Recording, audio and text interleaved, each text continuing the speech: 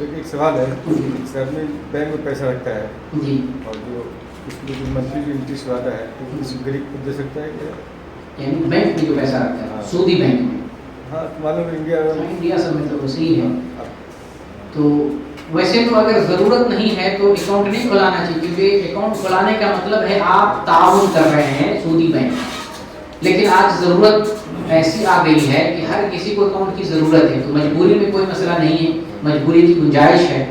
اب جو پیسہ رکھنے کی بنیاد پر جو سود آتا ہے اس کو ہم رفاہ عامہ میں، سب سے بہتر ہے رفاہ عامہ میں خرچ کریں.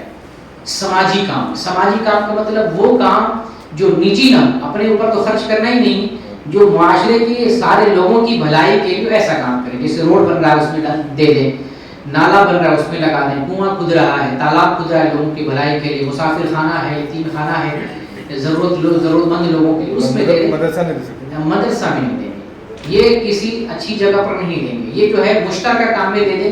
یا اگر کسی خاص ضرورت مند کو دینا چاہتے ہیں تو بہت مجبور آدمی، بہت ضرورت مند آدمی، بہت مقروض آدمی، ایسے لوگوں کو، زیادہ ضرورت مند آدمی کو دے سکتے ہیں.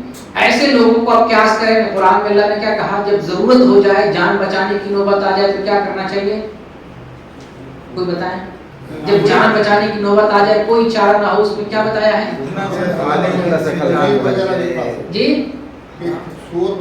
خنزیر بھی کھا سکتے ہیں، خنزیر تو حرام ہے، لیکن مجبوری ایسی آ جائے جان بچانے کے لیے، اس ٹائم اللہ تعالیٰ نے اجازت دی ہے. ایسا کوئی مضطر آدمی ہے تو یہ حرام چیز ہے، آپ اس مضطر آدمی کو جان بچانے کے لیے دے سکتے. کوئی جیسے کوئی اچانک سے ایکسیڈنٹ ہوتا، بہت غریب آدمی ہے، کوئی کینسر کا مریض، اس کے پاس پیسہ نہیں ہے، کسی کا اچانک غریب آدمی گھر گر گیا، سیلاب میں بہہ گیا، تو ایسے مضطر لوگوں کے لیے دے سکتے ہیں. اچھا، وہ سود کا پیسہ ہم یہ انڈیا میں جو ہے پینلٹی وغیرہ میں بھر سکتے؟ نہیں، اپنے نجی کسی کام میں نہیں لگا سکتے، پینلٹی وغیرہ کسی میں نہیں لگا سکتے. بعض علماء نے کہا کہ وہ ٹیکس جو ظالمانہ ٹیکس ہو، یعنی جو ٹیکس ہمیں نہیں دینا ہے، زبردستی تھوپا گیا ٹیکس، اگر ایسا ٹیکس ہے تو اس میں دے سکتے ہیں. جو خود ہمارا اپنا نہیں ہے، نجی نہیں ہے، نہیں بنتا ہے، لیکن حکومت نے مسلط کر دیا ہے، تو اس میں دے سکتے ہیں.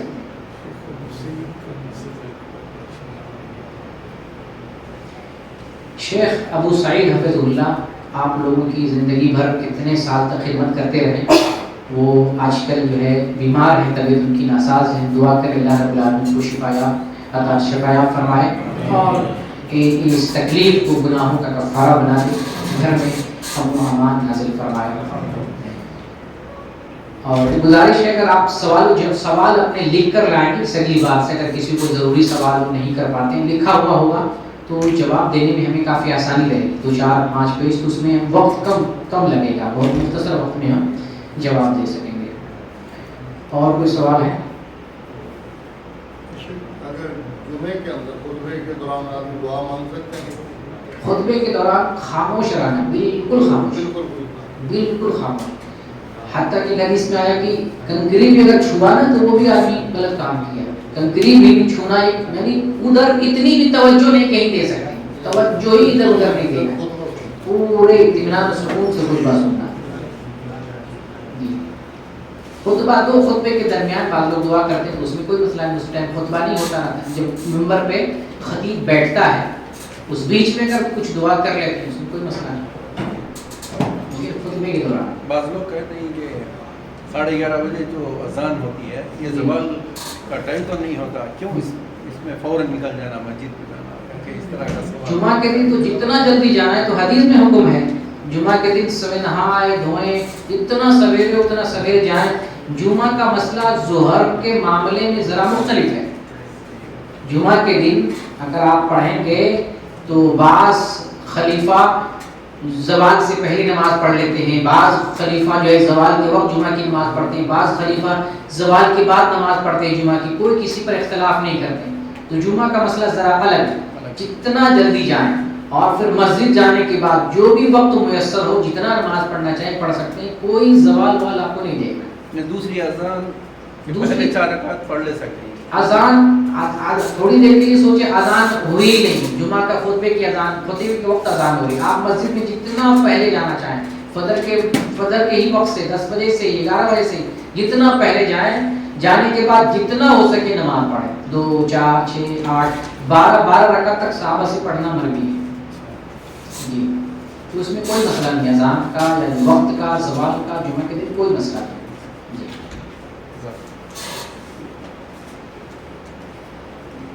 اذان ہو گئی ہے باقی ہے 2 منٹ 2 منٹ کیا لمبا وقفہ ہے؟ پہلے تو اذان ہو جاتی تھی۔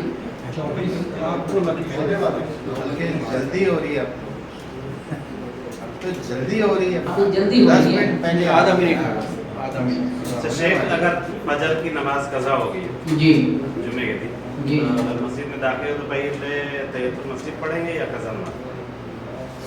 فجر کی نماز جمعے کے دن اگر قضا ہوگی قضا ہوگی، تو مسجد میں داخل ہونے سے اس میں سب سے پہلا مسئلہ یہ ہے کہ فجر کے دن یا جمعہ کے دن فجر کی نماز چھوٹی ہے تو کیا بندہ وہ جمعہ کے وقت تک ایسے ہی جو ہے انتظار کرتا رہے گا؟ نہیں، نبی صلی اللہ علیہ وسلم نے فرمایا جب کہ کوئی نماز سے سو جائے یا نماز سے بھول جائے، دو چیزیں، نماز سے سویا رہ جائے یا نماز بھول جائے، جیسے یاد آئے فوراً اس کو ادا کرے، یہ اس کے لیے کفارہ ہے۔ تو جس کی فجر کی نماز چھوٹ جائے، وقت پہ نہ پڑھ سکے، جب اٹھ رہا ہے، جیسے اٹھ رہا ہے فوراً اس کو فجر کی نماز پڑھے گا، فوراً سورج نکل رہا ہو، جیسے بتایا نا زوال کا مسئلہ، فرض کی ادائیگی میں کوئی کچھ نہیں دیکھنا ہے، جب آپ اٹھیں سورج نکلتے وقت، سورج ڈوبتے وقت، جس وقت فریضہ چھوٹا ہوا ہے اٹھتے ہی فوراً وہ فرض ادا کرنا ہے۔ اگر اتفاق سے نہیں پڑھ سکا، مشغول رہا، نہیں یاد رہا، مسجد میں جا رہا ہے تو فریضہ چھوٹا ہوا فریضہ پڑھے گا، فریضہ ہی پڑھنے سے اس کی تحیۃ المسجد ثابت ہو جائے گی۔ تحیۃ المسجد کیا ہے اس کو سمجھیں۔ تحیۃ المسجد کوئی مستقل نماز نہیں ہے، اگر آلریڈی نماز موجود ہے تو تحیۃ المسجد نہیں پڑھنا ہے، کوئی نماز نہیں ہے تو الٹرنیٹ کے طور پر تحیۃ المسجد، الٹرنیٹ کے طور پر، یہ مستقل نہیں ہے، کچھ نہیں ہے تو پڑھنا ہے، کچھ ہے جیسے فجر کی اذان ہوئی ہے مسجد میں گئے تو سنت ہے، فجر سے پہلے سنت پڑھیں، ظہر کی اذان ہوگی مسجد میں گئے سنت ہے، سنت پڑھیں، عصر کے وقت ہو گیا اذان ہو گئی ہے تو اس ٹائم سنت نہیں ہے، اب کیا کریں گے؟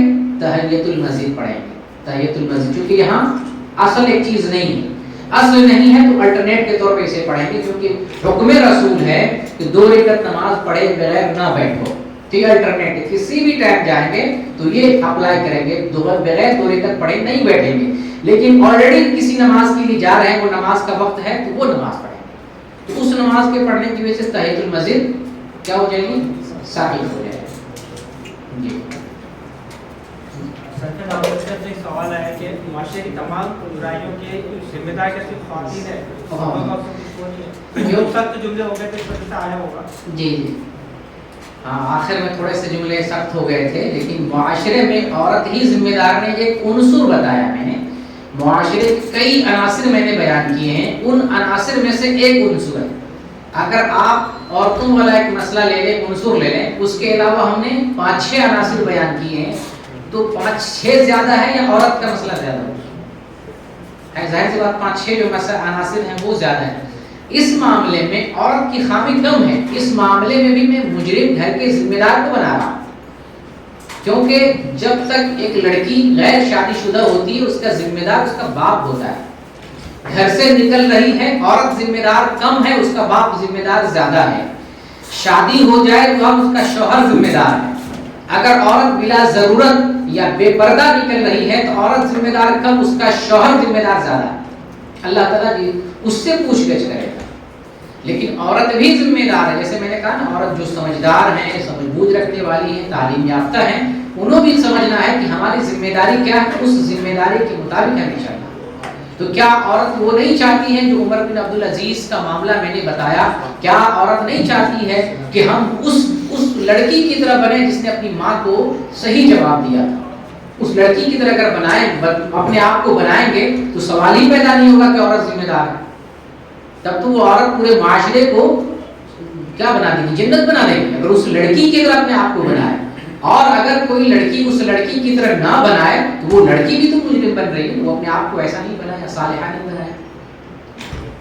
تو عورت بھی ذمہ دار ہے، لیکن اصل تو مرد ذمہ دار ہے، اللہ تعالیٰ نے مرد کو ذمہ داری دی، الرجال قوامون علی النساء، مردوں کو عورتوں کے، عورت جو ماتحتی میں ہے مردوں کے، تو مرد اصل ذمہ دار ہے، لیکن گناہ کرے گی تو عورت بھی ذمہ دار ہوگی، لیکن اصل تو جو ذمہ دار وہ رسول ہے۔ باہر نکلتے وقت عورت سے دوپٹے سے اپنے جسم کو ڈھک لے تو کیا حجاب ہو جائے گا؟ عورت رسول اللہ صلی اللہ علیہ وسلم کے زمانے میں ایک لباس میں بھی گھر سے نکلتے تھے، اپنے آپ کو پورے اس لباس میں بڑی سی چادر ہوتی تھی، اسے کہتے ہیں جلباب۔ جلباب کا مطلب سر سے پیر تک اپنے آپ کو ڈھک لینا۔